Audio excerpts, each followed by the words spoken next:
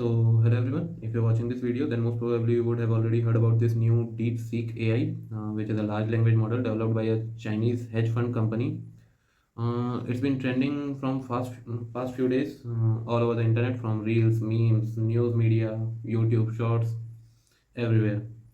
So, what's interesting about this new AI is it's been developed with a around costing around just 5.6 million US dollar, which is very less compared to what ChatGPT was developed, which is around $100 million.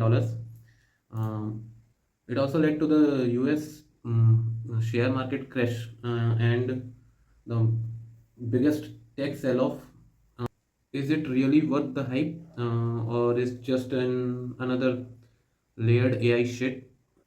What forced me to make this video is an error I personally encountered today when I was trying to explore the capabilities of this DeepSeek AI. I was trying to just get the most perfect response for which this DeepSeek AI is hyped for my learning related queries.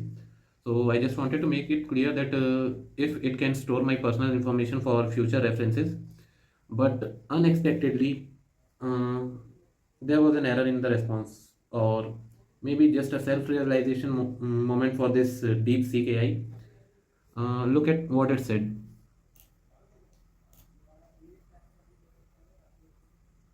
I asked, can you store the information that I give you for myself permanently?